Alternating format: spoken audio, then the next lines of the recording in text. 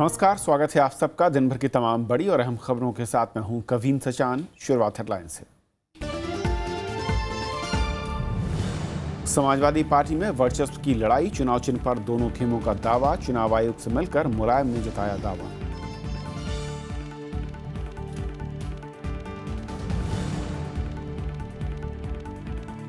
जाति, धर्म, भाषा, वर्ग के नाम पर वोट मांगना गैर कानूनी, माना जाएगा भ्रष्ट आचरण। सुप्रीम कोर्ट की संविधान पीठ का बड़ा फैसला।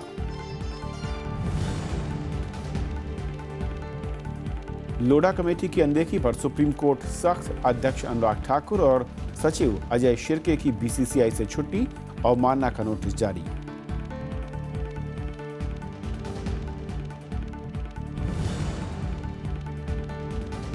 एक हफ्ते में डीआरडीओ की दूसरी बड़ी कामयाबी। अग्नि 5 के बाद अग्नि 4 मिसाइल का सफल परीक्षण। 4000 किलोमीटर तक मारक क्षमता।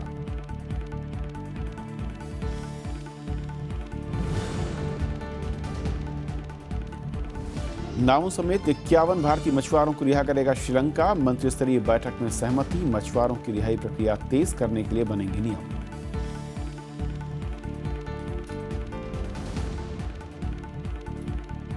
आइए देखते हैं पहली खबर।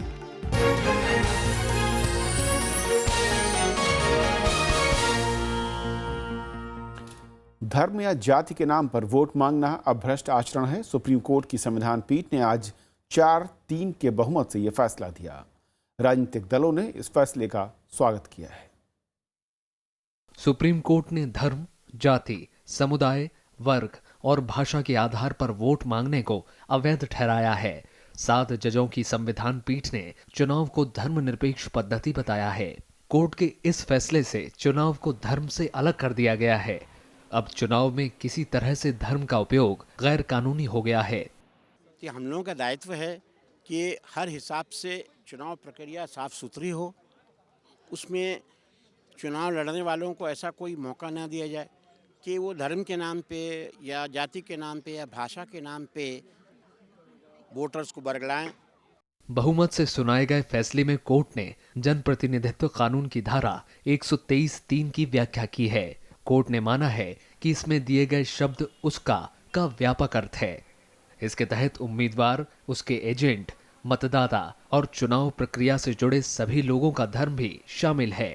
अब और इलेक्शन साफ सुथरा हो जाएगा, क्योंकि अगर किसी ने इसको वायलेट किया तो इलेक्शन सुप्रीम कोर्ट ने बड़ा क्लियरली कह दिया है कि ये एक करप्ट प्रैक्टिस मानी जाएगी और करप्ट प्रैक्टिस के बेसिस पे तो जो इलेक्शन होता है वो रद्द हो सकता है। राजनीतिक दलों ने इस फैसले का स्वागत किया है। Constitution mandates that nobody should appeal to voters on these narrow considerations which are divisive, and people should seek vote on secular issues such as development, such as other issues affecting the country.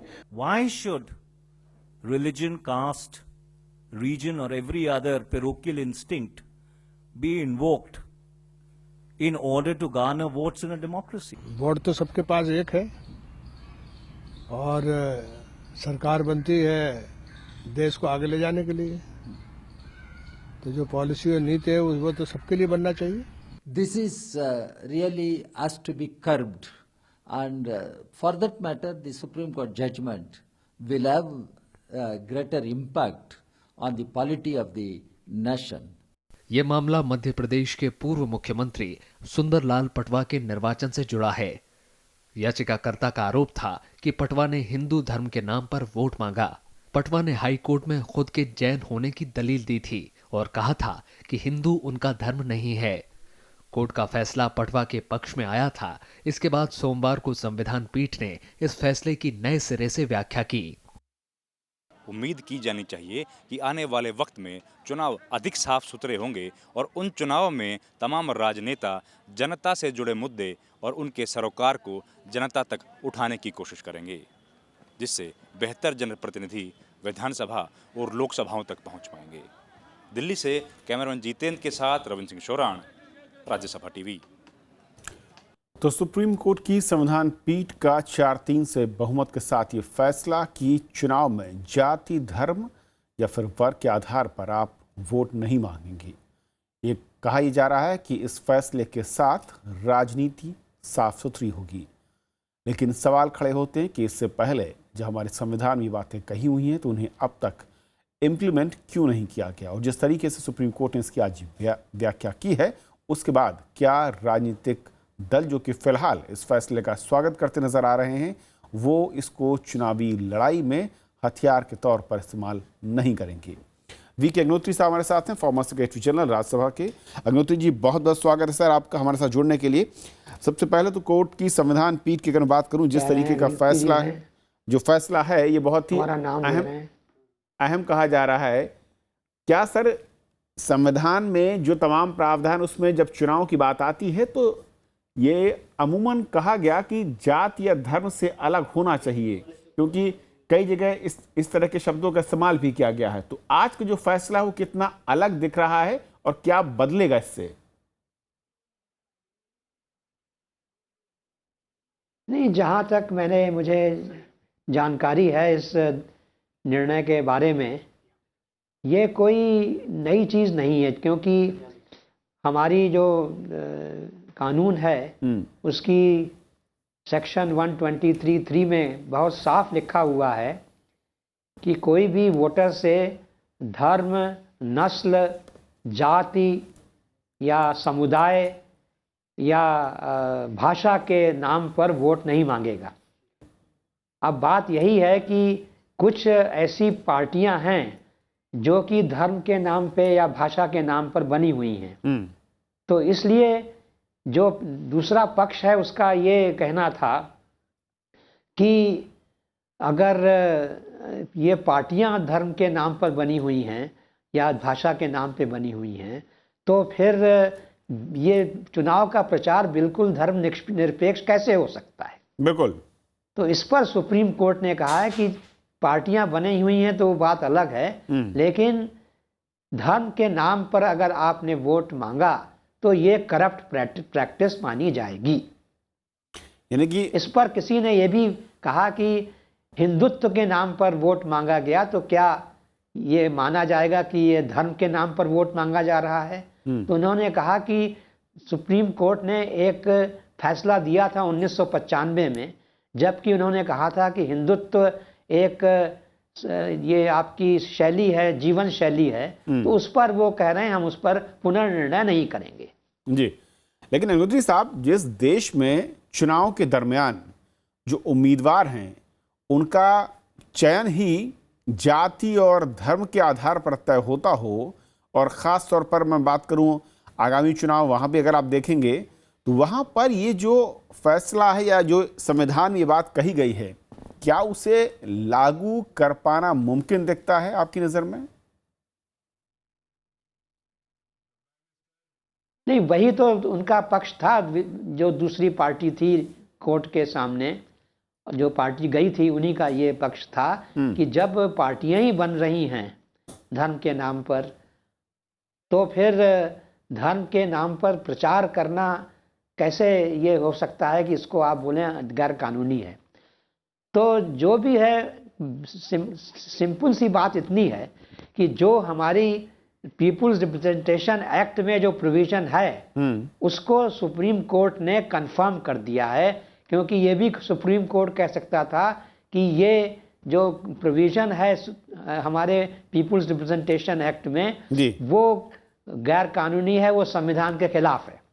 लेकिन ऐसा उन्होंने नहीं कहा कि संविधान के खिलाफ नहीं, क्योंकि हमारा तो संविधान ही कहता है कि हम एक धर्म निरपेक्ष या पंथ निरपेक्ष गणराज्य हैं। तो इसलिए उसको भी ध्यान में रखते हुए सुप्रीम कोर्ट का यह कहना कि धर्म के नाम पर वोट मांगना गलत है, ये कंफर्म करता है कि जो पीपुल्स रिप्रेजेंटेशन एक्ट में सेक्शन 123(3) में लिखा है वो कॉन्स्टिट्यूशनल है और सही है, और उसका ही प्रयोग करना पड़ेगा। लेकिन सर, जब तक अगर उसने किसी ने धर्म के नाम पर वोट मांगा जी, मैं तो उसको करप्ट प्रैक्टिस माना जाएगा।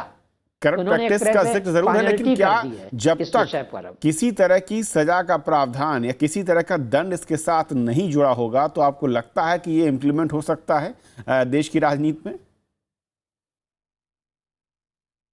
नहीं, ऐसा है भाई, कोई भी कानून है, पहले तो जो उस कानून से प्रभावित है उसको जाके कानून का दरवाजा खटखटाना, तो जब तक कोई जाके इलेक्शन कमीशन के सामने ये रखेगा नहीं कि भाई किसी कैंडिडेट ने धर्म के नाम पर वोटर को इन्फ्लुएंस करने की कोशिश करी, तब तक ये मुद्दा सामने आएगा नहीं। और अगर उन्होंने ये गया कोई इलेक्शन कमीशन के पास और इलेक्शन कमीशन ने इसका संज्ञान लिया और फिर उनके पास अगर सबूत रखे गए जो कि इसको प्रूफ करते हैं, तो फिर तो वो इलेक्शन को कर दिया जाएगा, रद्द कर दिया जाएगा जी। ये है उसके लिए क्या कहते हैं, आप जो कह रहे थे कि पनिशमेंट क्या है, इलेक्शन रद्द कर दिया जाएगा जी। लेकिन अग्निहोत्री सर, जो हकीकत है केसेस पेंडिंग हैं, या मैं कहूं कि मैन पावर की कमी है या ओवरलोड है। हमने देखा है कि विधानसभा या लोकसभा इस तरह के जब चुनाव होते हैं और कई बार उनकी अयोग्यता को लेकर चुनाव आयोग या फिर कोर्ट मामला पहुंचता है, फैसले आते आते इतनी देर हो जाती है कि कई बार तो कार्यकाल खत्म होने के बाद दूसरा कार्यकाल तक खत्म हो चुका होता है। ऐसे में प्रभावी तरीके से कैसे लागू होगा इस सिस्टम को, हम मैं कहूँ हकीकत में प्रैक्टिकल तौर पर इसे जमीन पर लागू करना चाहें तो? नहीं, मैं ये तो आपके साथ एग्री करता हूँ कि इसको कानून में थोड़ा सा ग्रे एरियाज भी हैं और उसको लागू करना भी बड़ा मुश्किल है। लेकिन आजकल सब वीडियो रिकॉर्डिंग सब चीज़ों की हो रही है, और अगर कांटे की लड़ाई है किसी भी इलेक्शन में, तो फिर कोई जाकर ये इलेक्शन कमीशन के खिलाफ के पास जाकर दूसरी पार्टी के जो पार्टी अगर जीतती है उसके खिलाफ केस कर सकता है। अगर जिस पार्टी ने धर्म के नाम पर प्रचार किया और वो हार गई, तो फिर इलेक्शन कमीशन के पास जाने से फायदा क्या? जी जी, बहुत बहुत शुक्रिया अग्निहोत्री साहब इस पूरे मसले पर हमारे साथ जुड़ने के लिए और तमाम जो संवैधानिक तथ्य हैं वो सामने रखने के लिए। और ये थी हमारी पहली खबर। छोटा सा ब्रेक और ब्रेक के उस पार दिन भर की दूसरी बड़ी खबरें।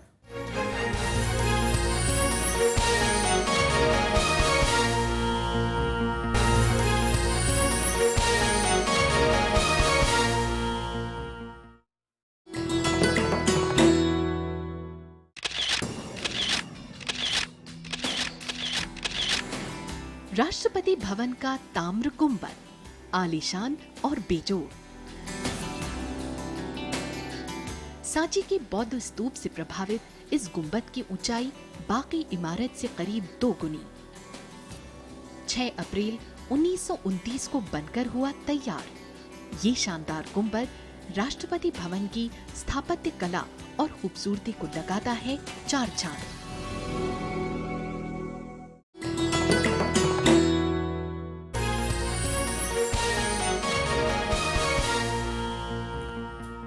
समाजवादी पार्टी का विवाद आज चुनाव आयोग तक पहुंच गया। पार्टी अध्यक्ष मुलायम सिंह यादव ने साइकिल चुनाव चिन्ह को अपना बताते हुए आयोग का दरवाजा खटखटाया, तो वहीं लखनऊ में अखिलेश यादव दिन भर समर्थक विधायकों और नेताओं से मुलाकात करते रहे। समाजवादी पार्टी में वर्चस्व की लड़ाई तेज हो गई है। पार्टी के राष्ट्रीय अध्यक्ष मुलायम सिंह यादव ने सोमवार को चुनाव आयोग से मुलाकात की। उनके साथ शिवपाल यादव और अमर सिंह भी थे। मुलायम सिंह यादव का कहना है कि साइकिल चुनाव चिन्ह उनका ही हक है और दूसरे खेमे के सभी फैसले अवैध हैं। साइकिल चुनाव चिन्ह को लेकर घमासान मचा है, जो जिस तरह से आपने इसको असंवैधानिक किया है, क्या कहना है? चुनाव चिन्ह है समाजवादी पार्टी पर, चुनाव चिन्ह है हमारे तस्कर पर। नेताजी इस समय राष्ट्रीय अध्यक्ष हैं और आगे भी रहेंगे और हम नेताजी के साथ मरते दम तक साथ हैं। इस बीच मुलायम सिंह यादव ने गुरुवार को होने वाली आपात बैठक स्थगित कर दी है। इसकी घोषणा शिवपाल यादव ने ट्वीट के जरिए की। वहीं अखिलेश खेमे के नेता मंगलवार को आयोग से मिलकर साइकिल चिन्ह पर दावा जताएंगे। लखनऊ में अखिलेश यादव दिन भर नेताओं से मुलाकात करते रहे और आगे की रणनीति बनाते रहे। सिंबल कोई बड़ी चीज नहीं है, हम लोग का पास तो सब कुछ है, सब विधायक है, सांसद है, पार्टी का जो कार्यकर्ता सब है। एक साथ में हम लोग बैठ के तो कल अखिलेश जी को राष्ट्रीय अध्यक्ष बनाया चुनाव के लिए। नेताजी हम लोग का सबका नेता है, राष्ट्रीय नेता है। रविवार को पार्टी के सत्ता संघर्ष में नया मोड़ आया।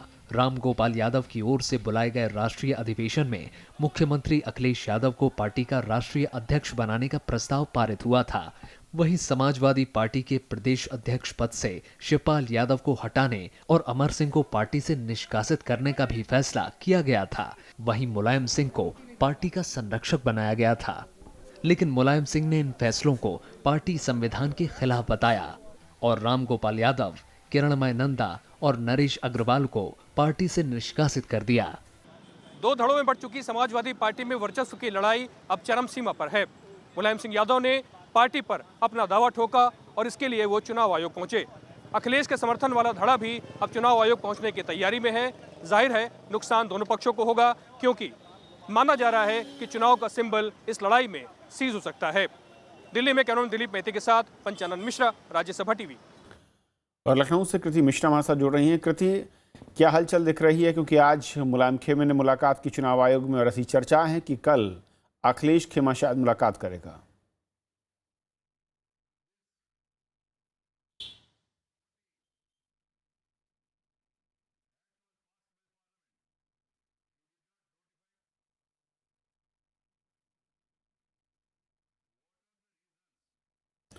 कृति, आप सुन पा रही हैं?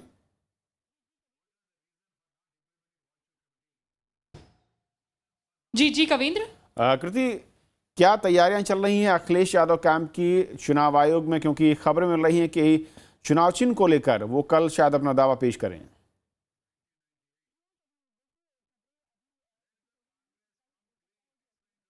जी हाँ कविंद्र, देखिए खबरें अभी ऐसी चल रही हैं कि कल हो सकता है जो अखिलेश का खेमा है वो चुनाव आयोग के पास जाए और ये क्लेम करे कि जो चुनाव का सिंबल है वो उन्हीं के खेमे के पास रहना चाहिए। लगातार अखिलेश का खेमा ये कहता आया है कि जितने भी पार्टी के एमएलए हैं, एमपीज हैं, ज़्यादातर जो हैं वो अखिलेश के सपोर्ट में हैं। तो अब देखना है कि चुनाव आयोग क्या प्रतिक्रिया अपनाता है इस पूरे मसले को लेकर।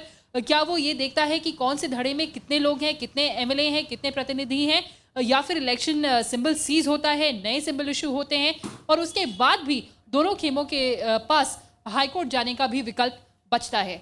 जी कविंद्र। शुक्रिया कृति अपडेट के लिए।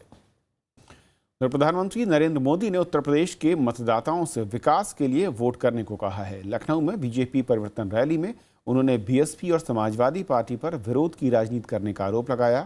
प्रधानमंत्री ने नोटबंदी के फैसले का बचाव करते हुए कहा कि वो कालाधन और करप्शन के खिलाफ लड़ाई जारी रखेंगे। लखनऊ में बीजेपी की परिवर्तन रैली में प्रधानमंत्री नरेंद्र मोदी ने लोगों से जात पात से उठकर विकास के लिए वोट करने की अपील की। उन्होंने कहा कि केंद्र सरकार ने 2.5 लाख करोड़ रुपए उत्तर प्रदेश सरकार को दिया, लेकिन समाजवादी पार्टी की सरकार राज्य का विकास करने में नाकाम रही। 2.5 साल में 2.5 लाख करोड़ रुपया, भाइयों बहनों, अकेले दिल्ली सरकार के पैसों का अगर सही उपयोग हुआ होता तो आज उत्तर प्रदेश कहां से कहां पहुंच गया होता। प्रधानमंत्री ने विपक्ष पर विरोध की राजनीति का आरोप लगाया। उन्होंने कहा कि समाजवादी पार्टी और बीएसपी जो कभी एक राय नहीं रखते, उनके खिलाफ एक साथ आ गए हैं, लेकिन दोनों को उत्तर प्रदेश की चिंता नहीं है। एक दल ऐसा है जो अपने बेटे को प्रस्थापित करने के लिए पिछले 15 साल से कोशिश कर रहा है। दूसरा दल ऐसा है वो इस चिंता में है कि पैसे कहां रखे। प्रधानमंत्री ने कहा कि वो काला धन और भ्रष्टाचार खत्म करने में लगे हैं। उन्होंने मतदाताओं से आगामी विधानसभा चुनाव में लोगों से बीजेपी को जीत दिलाने की अपील की। रैली को बीजेपी अध्यक्ष अमित शाह, केंद्रीय मंत्री राजनाथ सिंह, कलराज मिश्र और उमा भारती ने भी संबोधित किया। सूबे में बीजेपी को एकमात्र विकल्प बताते हुए प्रधानमंत्री ने कहा कि रैली में उमड़े जनसैलाब से ये तय हो गया है कि यूपी किस दिशा की ओर बढ़ेगा। अब देखना है कि क्या ये जनसैलाब वोटों में तब्दील हो सकता है। ये तस्वीर अब कुछ महीनों में साफ हो जाएगी। लखनऊ से कैमरामैन शिव कुमार के साथ Kriti Mishra, Rajya Sabha TV. Supreme court ने अनुराग ठाकुर को बीसीसीआई के अध्यक्ष पद से हटा दिया है। साथ ही अजय शिर्के को भी सचिव पद से हटा दिया है। अनुराग ठाकुर के खिलाफ अवमानना का नोटिस भी जारी किया गया है और बोर्ड का कामकाज नए प्रशासकों की एक समिति देखेगी। मामले की अगली सुनवाई अब 19 जनवरी को होगी। लोढ़ा समिति की सिफारिशों की अनदेखी पर सुप्रीम कोर्ट ने अनुराग ठाकुर को बीसीसीआई के अध्यक्ष पद से हटा दिया है। कोर्ट ने बोर्ड के सचिव अजय शिर्के को भी पद से हटा दिया है। कोर्ट के आदेश में रुकावट पैदा करने को लेकर शीर्ष अदालत ने अनुराग ठाकुर को अवमानना का नोटिस भी जारी किया है।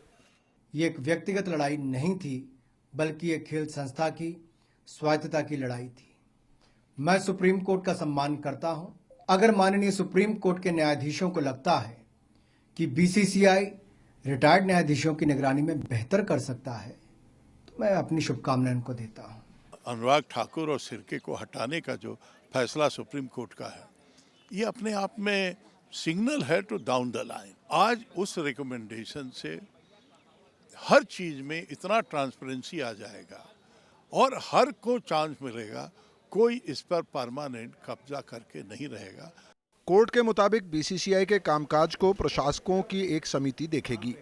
वरिष्ठ वकील गोपाल सुब्रमण्यम और फाली एस नारीमन अगले 2 हफ्ते में प्रशासकों के नामों का सुझाव देंगे।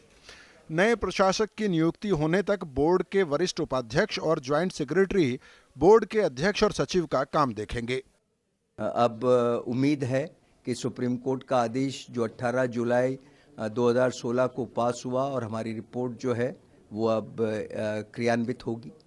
सुप्रीम कोर्ट ने बीसीसीआई के पदाधिकारियों और राज्य क्रिकेट एसोसिएशन को हलफनामा देने को कहा है कि वो लोढ़ा समिति की सिफारिशों को मानने के लिए तैयार हैं। ऐसा नहीं करने पर उनके खिलाफ भी कार्रवाई की जा सकती है। First read full the report and then our lawyer will give us our advice what to do in our state cricket association, and whatever Supreme Court has that is the final and we all have to abide that. Supreme court ने कहा है कि 70 साल से ज्यादा उम्र के अधिकारी बीसीसीआई में नहीं होने चाहिए। साथ ही कोई मंत्री और सरकारी अधिकारी भी बोर्ड या उससे जुड़े संघ में कोई पद नहीं ले सकते। रविंद्र शोरान के साथ bureau report, Rajya Sabha TV. Delhi के करीब 1400 प्राइवेट स्कूलों में नर्सरी में दाखिले की प्रक्रिया आज से शुरू हो गई। पहले दिन एडमिशन फॉर्म लेने स्कूल पहुंचे अभिभावकों को परेशानियों से जूझना पड़ा। तो वहीं डीडीए की जमीन पर बने करीब 300 स्कूलों के लिए नियम और शेड्यूल अलग से तय किए जाएंगे। इसके बाद इन स्कूलों में आवेदन प्रक्रिया शुरू होगी। नर्सरी में बच्चों के दाखिले के लिए अभिभावक सोमवार से स्कूल के चक्कर काटते दिखे। 2 जनवरी से ज्यादातर स्कूल ऑनलाइन फॉर्म भरवा रहे हैं। वहीं कई स्कूल ऑफलाइन फॉर्म की भी सुविधा दे रहे हैं। अभिभावकों के मुताबिक दाखिले के लिए बनाए गए पॉइंट सिस्टम को समझना मुश्किल है। कोटा अलग है और जनरल कोटा अलग है। ओनली 140-150 सीट्स आर अवेलेबल पर स्कूल, तो that's why we don't know ना कि किस में एडमिशन होएगा नहीं होएगा। तो उस वजह से 10-15 स्कूल भरे जाएंगे। देखिए आगे क्या रिस्पांस आता है। एक्साइटमेंट भी है, नर्वस भी है, क्योंकि फॉर्म स्कूल्स कम से कम 20 स्कूल तो अप्लाई करने पड़ेंगे। जैसे लास्ट ईयर के लोगों से भी फीडबैक मिला कि उन्होंने 20 स्कूल्स में अप्लाई किया, but still they haven't got admission in any good school. तो अब देखते हैं, बच्चे भी 4+ के हो जाएंगे। अगर इस साल अच्छा स्कूल नहीं मिला तो हम किसी और स्कूल में ट्राई करेंगे। नर्सरी में दाखिले के लिए आवेदन फॉर्म 2 जनवरी से 23 जनवरी तक जमा करवा सकते हैं। 6 जनवरी को कैंडिडेट के पॉइंट्स का ऐलान करना होगा। साथ ही स्कूलों को 15 फरवरी तक पहली लिस्ट और 28 फरवरी तक दूसरी लिस्ट जारी करनी होगी। सभी स्कूलों को 31 मार्च तक एडमिशन प्रक्रिया पूरी करनी पड़ेगी। 25% सीटें आर्थिक तौर पर कमजोर वर्ग के बच्चों के लिए आरक्षित रखनी होगी। वहीं जानकारों का कहना है कि स्कूलों ने मनमानी शुरू कर दी है। 3-4 बड़े स्कूलों ने अपर एज लगा दी, जबकि गाइडेंस में क्लियरली लिखा हुआ है डीओई की 19 तारीख की आप नहीं लगा सकते हैं। मामला भी कोर्ट में चल रहा है और स्टे ऑर्डर लगा हुआ है और डीओई के ऑर्डर पे ही स्टे ऑर्डर लगा हुआ है कोर्ट का, और 30 तारीख इसकी डेट है। दूसरी बात यह है कि कुछ स्कूल बच्चों के आधार कार्ड मांग रहे हैं। आधार कार्ड के बच्चों के नहीं होते, पेरेंट्स के होते हैं। सरकार ने स्कूलों को अपना क्राइटेरिया खुद तय करने को कहा है, लेकिन स्कूलों के अलग अलग 51 क्राइटेरिया को खारिज कर दिया है, जिसमें पेरेंट्स एजुकेशन, प्रोफेशन, उम्र, मौखिक टेस्ट या इंटरव्यू शामिल हैं। नर्सरी में दाखिले के लिए बच्चों से ज़्यादा माँ बाप को परिश्रम करना पड़ता है। कोशिश यही होती है कि अच्छे से अच्छे स्कूल में दाखिला मिल जाए, लेकिन दाखिले की जद्दोजहद में कुछ बच्चों का दाखिला हो जाता है तो कुछ को अगले साल तक इंतज़ार करना पड़ता है। कैमरा पर्सन ओम प्रकाश के साथ अनु दीवान, राज्यसभा टीवी, दिल्ली। श्रीलंका जल्द ही 51 भारतीय मछुआरों को रिहा करेगा, साथ ही बड़ी संख्या में जब्त नावों को भी लौटाएगा। आज कोलंबो में मंत्री स्तरीय बातचीत में इस बारे में सहमति बनी। भारत भी 3 श्रीलंकाई मछुआरों को छोड़ेगा। साथ ही दोनों देशों ने स्टैंडर्ड ऑपरेटिंग प्रोसीजर्स यानी एसओपी बनाने का फैसला किया है, जो मछुआरों की रिहाई की प्रक्रिया में तेजी लाने के लिए काम करेगा। पिछले हफ्ते मछुआरों के मुद्दे पर दोनों देशों के ज्वाइंट वर्किंग ग्रुप की बैठक हुई थी। अग्नि 5 के परीक्षण के एक हफ्ते के भीतर भारत ने अग्नि 4 का सफल परीक्षण किया है। 4000 किलोमीटर की मारक क्षमता वाली ये मिसाइल परमाणु क्षमता से संपन्न है। डीआरडीओ ने ओडिशा में बालासोर के अब्दुल कलाम आइलैंड से इस मिसाइल का सफल परीक्षण किया। तो खबरों के आज के सफर में इतना ही। नमस्कार।